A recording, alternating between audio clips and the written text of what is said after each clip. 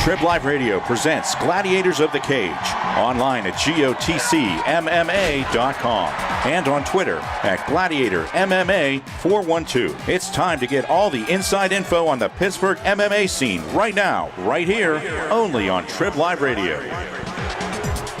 Welcome back for another week here on Trib Live Radio of Gladiators of the Cage MMA Half Hour. I'm Justin LeBar alongside Robert and Scott, the executives. Hey, Justin. The executives from Gladiators of the Cage MMA, based here in Pittsburgh, but you can watch them on their website. You can watch them on YouTube. You can see them from anywhere in the world, as they are the premier pipeline in the MMA world for the national talent that you are seeing. And guys, we're right here on YouTube. Again, subscribe please to the Trib Live Radio YouTube, and of course you can go over and check out the Gladiators of the Cage YouTube channel as well, where they have all their fights from their past events. And we're talking Ronda Rousey, the always popular search term, the chick that is against the do nothing. She does everything. The do nothing bitches, I think is who she hates. The do nothing bitches. There you go. Ronda Rousey making news, first female to be on the cover of Men's Fitness magazine, and now she will be the first female athlete to co-host the juggernaut in television, which is ESPN Sports Center. That's going to be Wednesday evening at 6 p.m. It'll be her and Lindsay Zarniak.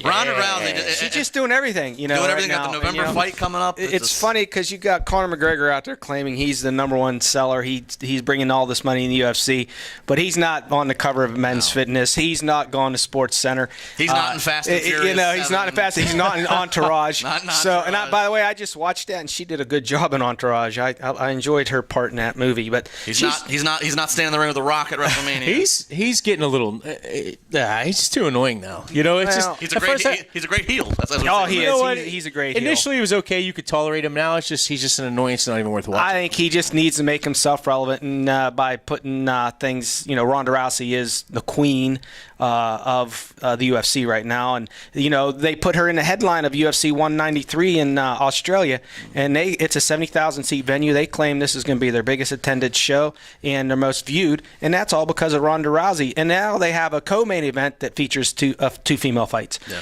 So you know, are the females taking over the UFC or what? You know.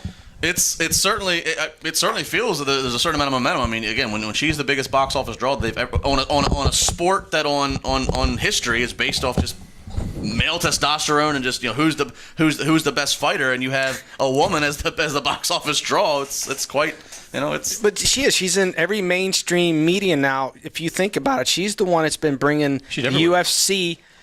She's bringing it everywhere. I think she's bringing a pulse back. She's doing right now in this spurt for MMA what Tiger did for golf. Exactly. And in a way Tyson was the next chapter for boxing, to revitalize boxing after, you know, the Foremans and the Alis and the Fraziers had passed. I mean, it's just so interesting to watch. That's what I love about Ronda Rousey, just this bubble. Eventually it's going to burst. But right now, as it continues to rise, she's riding high, and now they got the promo video for UFC 193 out there, and the little girl that plays that part of her is actually her real sister in real life. So that's kind of cool in itself. Well, if you watch the promo video, the girl looks just like Ronda, and it's actually her little sister. I just thought it was a good casting call.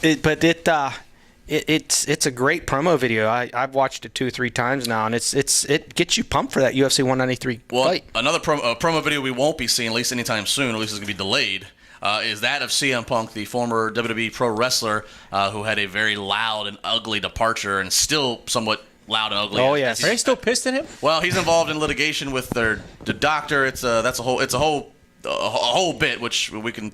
I'm sure we'll talk more on whenever it gets closer. But Punk's been training. They've been training in Milwaukee.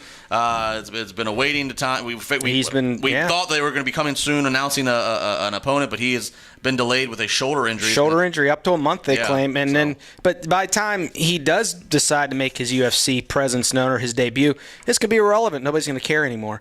So the longer they keep pushing this back. I didn't care at first. Does that matter? Well, for the people that are involved in WWE and stuff, it's kind of exciting because you had the Brock Lesnar crossover when he did it. CM Punk seems interesting, but they don't last long. They don't. But the problem is Lesnar comes in, makes his little okay, here I am, and then he's dead, dying Brock of some disease. At least had a great pedigree, and he did fight UFC or MMA. I knew he was going to get me. But I'm going to say this before. Pink tie, no, he's coming to get me. I'm going to say this.